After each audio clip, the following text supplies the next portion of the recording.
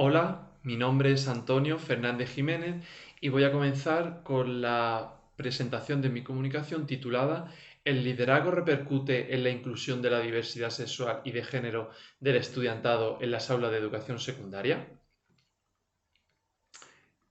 Este trabajo es fruto del trabajo de fin de máster del máster de profesorado, concretamente en la línea de orientación educativa. Por lo tanto,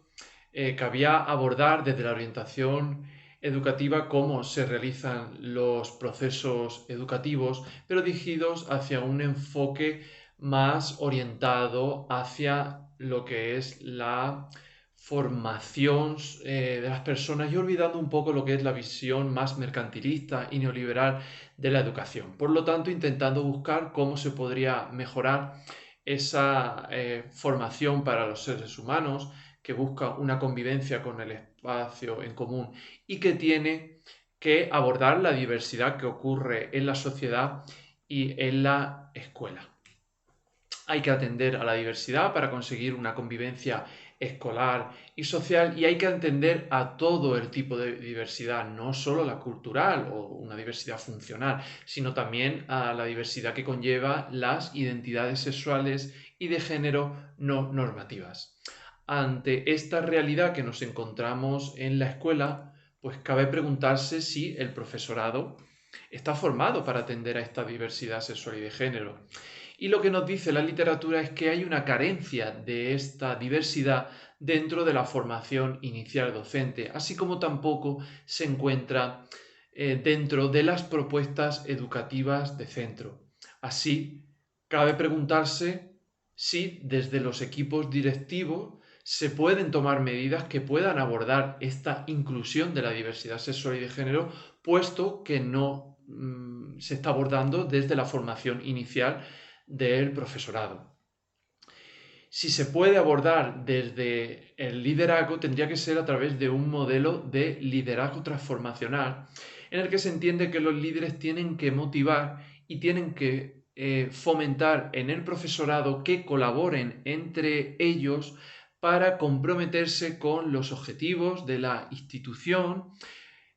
y que de alguna manera se consiga una transformación de la escuela y de esta manera, pues bueno, sería cuando se aborda una realidad social y como es un reto, como es la inclusión de la diversidad sexual y de género. Por tanto, con esta investigación lo que se pretendía era conseguir el objetivo de generar conocimiento para determinar el liderazgo que realizan las personas que ejercen la dirección en centros de educación secundaria para atender la diversidad sexual y de género del estudiantado. Para ello se concretaron dos objetivos específicos. Por un lado, analizar cómo se está realizando ese liderazgo para abordar la diversidad sexual y de género del estudiantado y un segundo objetivo que era observar la existencia de diferencias en el desarrollo de ese liderazgo en función de variables como el sexo, la edad o la rama de conocimiento docente de los directores. ¿Cuál es la metodología que se utilizó? Pues una metodología cuantitativa con un diseño no experimental desde un enfoque descriptivo y a través de un estudio de tipo encuesta. Se abordaron diferentes variables, por un lado las variables independientes, como fueron sexo, edad, titularidad del centro, rama de conocimiento docente, entre otras, y por otro lado las variables dependientes, como fueron la formación en diversidad sexual y de género, el modelo que se utilizaba de inclusión educativa y, sobre todo, cómo se desarrollaba, qué tipo de liderazgo se desarrollaba. ¿Quiénes fueron los participantes de este estudio? Pues fueron 123 directores de centros de educación secundaria del territorio nacional. ¿Alguna de las características de esta población? Pues que en torno al 52% eran de sexo femenino, que casi el 60% tenían entre 51 y 60 años, que hubo una variedad de regiones con respecto a las respuestas que recibimos. El 87% eran de centros públicos, que casi el 40% eran directores de la rama docente de artes y humanidades, o que casi el 70% tenían una formación pedagógica. Para ello se diseñó un instrumento para la recogida de datos, como fue el diseño de un cuestionario ad hoc que pudiera evaluar el liderazgo para la inclusión de la diversidad sexual y de género. Este cuestionario está recogido, está publicado en el repositorio digital de la Universidad de Murcia y ustedes lo pueden consultar si escanean el código QR que aparece en la pantalla. Este cuestionario constaba de 29 ítems con una escala de tipo Likert del 1 al 5 la dimensión del liderazgo es la que más peso tenía y la que más ítems tenía. Este cuestionario tuvo un coeficiente alfa de Cronbach de 0,954, por lo tanto podemos decir que tiene una fiabilidad de excelente. ¿Cómo fue el procedimiento para diseñar este instrumento? Pues se elaboró un borrador inicial, fue revisado por las tutoras académicas del TFM, se realizaron las modificaciones que se establecieron y se sometió a una revisión por el juicio de expertos, que evaluaron la claridad y la relevancia de cada uno de los ítems del cuestionario. Una vez que el cuestionario fue validado, se pasó a la herramienta digital de Google Forms. Ahí podemos tener inconvenientes, que no se pudo establecer una comunicación más directa con cada uno de los directores, pero como ventajas es que se pudo llegar a un mayor número de población, incluso de todas las regiones del territorio nacional. El cuestionario se difundió a través de un correo electrónico, de los correos electrónicos corporativos de los centros que imparten educación secundaria, que pudimos encontrar las bases de datos en las consejerías de educación de las comunidades autónomas, así como también se contactó con las asociaciones de directores de institutos de educación secundaria de las diferentes comunidades autónomas para que la difundieran entre los directores. Una vez que se recogieron los datos y que se volcaron los datos, se realizó un análisis utilizando unas técnicas descriptivas como fueron los estadísticos descriptivos y la estadística inferencial. ¿Cuáles son los resultados?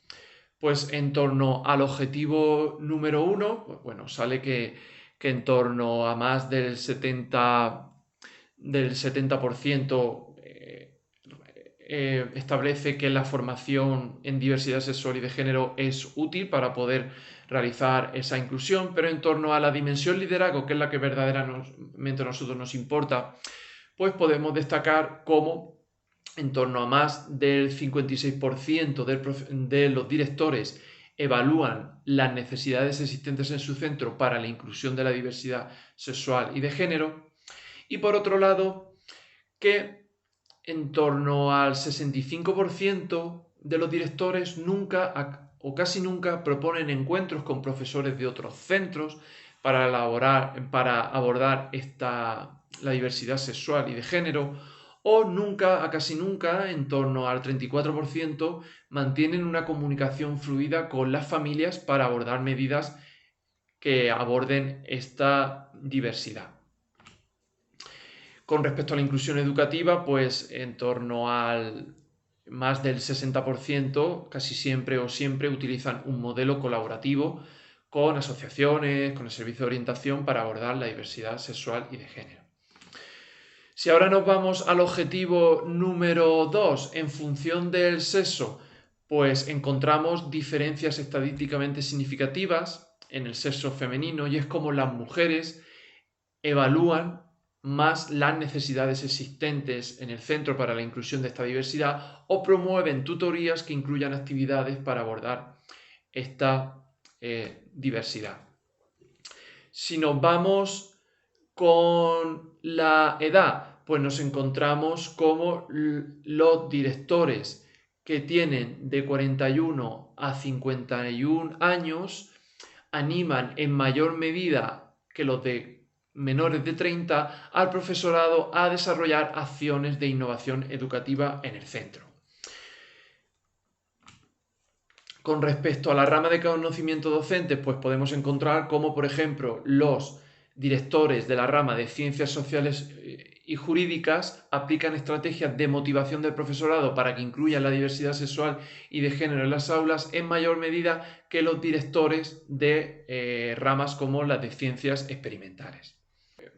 ¿Qué podemos extraer de estos datos? Pues que es necesaria la formación en diversidad sexual y de género, el profesorado la pide y tiene que ser una formación que esté dentro de la formación inicial para que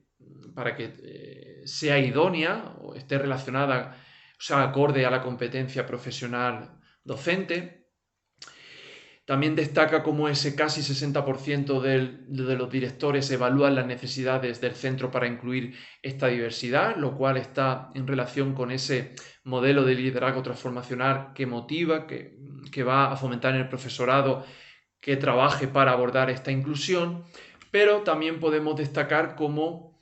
esos porcentajes, esos datos que nos decían cómo el profesorado nunca o casi nunca establecía contactos entre profesores de otros centros o comunicación con las familias para abordar esta inclusión, lo cual nos dice que estamos todavía lejos de conseguir ese liderazgo escolar óptimo que nos permitirá trabajar en colaboración con la comunidad educativa para abordar la inclusión educativa en general y concretamente la inclusión de la diversidad sexual y de género. Hemos encontrado diferencias en el sexo femenino y es que porque las mujeres también suelen tender a estar más formadas en la diversidad sexual y de género.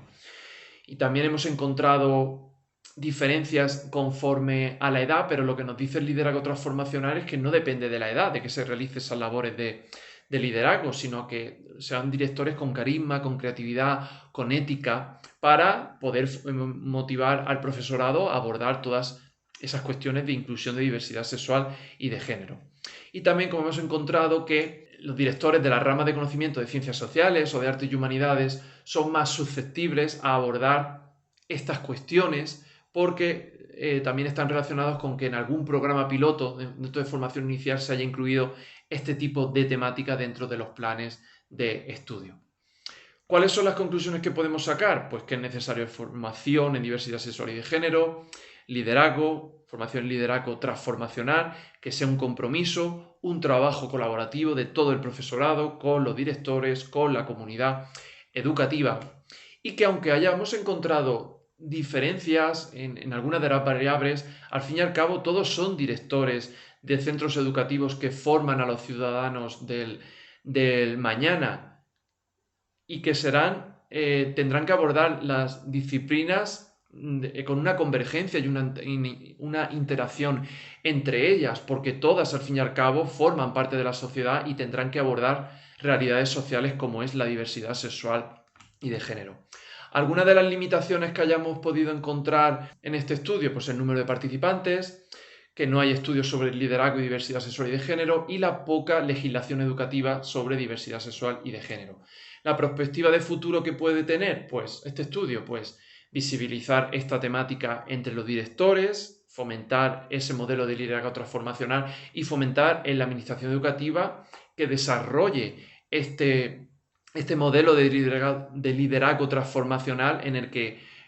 se fomenta al profesorado que trabaje en colaboración con la comunidad y así pues desde la orientación educativa puede tener un papel relevante conforme a ser un motor de cambio y fomentar ese modelo de liderazgo para la transformación de la escuela. Y hasta aquí la presentación de mi comunicación. Quedo a la espera de sus preguntas y comentarios. Muchas gracias por su atención.